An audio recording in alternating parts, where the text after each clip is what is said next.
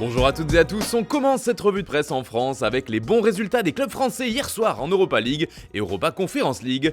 Ils sont tous qualifiés pour la suite même si le parcours sera plus difficile pour certains.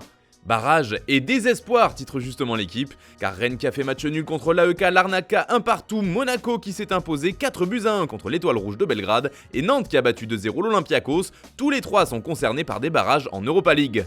Une satisfaction pour les deux derniers clubs mais une déception pour le Stade Rennais qui pouvait espérer mieux, mais qui devra donc également affronter une équipe reversée de la Ligue des Champions pour aller en 8ème. Nice de son côté a fait match nul de partout comme le rapporte Nice Matin alors que les Aiglons menaient 2-0 contre Cologne. Mais heureusement pour eux, ils ont tout de même terminé premier de leur groupe. Enfin, comme on le disait tout à l'heure, c'est la joie qui domine chez les Canaries, le rêve européen du FC Nantes continue, comme l'explique Presse Océan dans son édition du jour.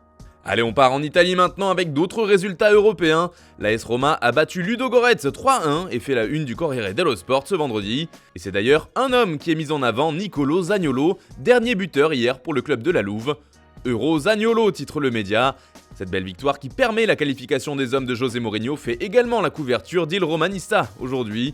A noter tout de même que la Roma devra passer par les barrages elle aussi pour accéder au 8ème d'Europa League.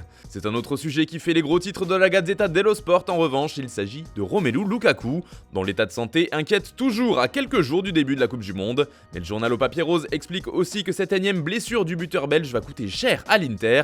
A vrai dire, cela coûte déjà cher au club lombard. Depuis le retour de Lukaku, les Nerazzurri ont mis la main au portefeuille et le quotidien transalpin a fait les comptes. Ils ont dépensé la modique somme de 46 875 € par minute jouée par l'attaquant, qui n'a au passage inscrit que 2 buts cette saison. Pas sûr que l'opération soit rentable pour l'instant.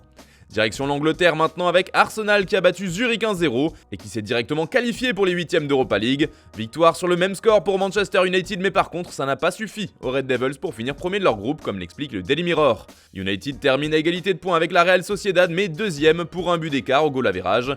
Rien de grave pour les Red Devils, en tout cas c'est l'avis de Bruno Fernandes qui a affirmé qu'affronter le Barça ou la Juventus qui seront reversés ne sera pas un problème. Le résultat de Manchester United fait forcément les gros titres outre-Manche comme ici avec le Daily Mail ou encore en une des pages sport du Guardian. Comme l'explique le journal, la première place du groupe ne s'est jouée à rien. Cette courte victoire fait aussi les gros titres du Sun ce vendredi, mais ce n'est pas tout. L'autre sujet important mis en avant par le tabloïd, c'est la demande de la FIFA faite aux pays qui vont participer à la prochaine Coupe du Monde.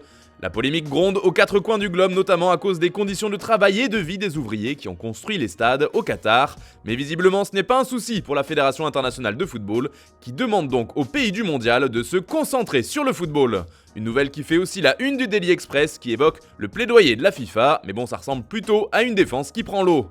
Un peu comme Gérard Piqué ces derniers temps, et justement le défenseur iconique du Barça a décidé de mettre un terme à sa carrière hier soir, à la surprise générale.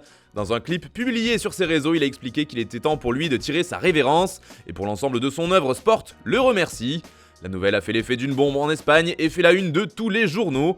Il s'en va, titre par exemple Mundo Deportivo, qui met en avant les 30 titres avec le FC Barcelone que Piqué a remporté, mais aussi la Coupe du Monde gagnée avec l'Espagne. Pour les sportifs, Piqué restera dans les mémoires pour toujours. Enfin, le défenseur catalan fait aussi la une du journal AS qui a choisi de titrer sur les derniers mots du joueur « Je reviendrai ». On reste de l'autre côté des Pyrénées avec Piqué qui fait évidemment la couverture de Marca, mais il doit partager la une avec le jeune Endrick comme un symbole. Le jeune brésilien fait rêver les plus grands clubs du monde et le Real Madrid est passé à l'action. En effet, un dirigeant merengue s'est rendu au Brésil pour le voir jouer et tenter de l'attirer dans les filets de la Maison Blanche, explique Marca. Endrick en est déjà à 9 buts et une passe décisive en 12 matchs avec Palmeiras depuis le début de saison. De quoi éveiller également l'intérêt du Paris Saint-Germain selon Marca, qui se lance également dans cette bataille pour faire venir Endrick. Et pour finir, d'après Libertad Digital, Zinedine Zidane aurait un accord avec la 3F pour devenir le sélectionneur des Bleus à l'issue du mondial, et ce quoi qu'il arrive. La présence de Zizou sur le banc de l'équipe de France était évoquée depuis longtemps, et bien ce serait désormais acté. Voilà, c'est tout pour ce matin, bonne journée à tous, on se retrouve tout à l'heure pour un nouveau JT sur Foot Mercato, et demain pour la prochaine revue de presse.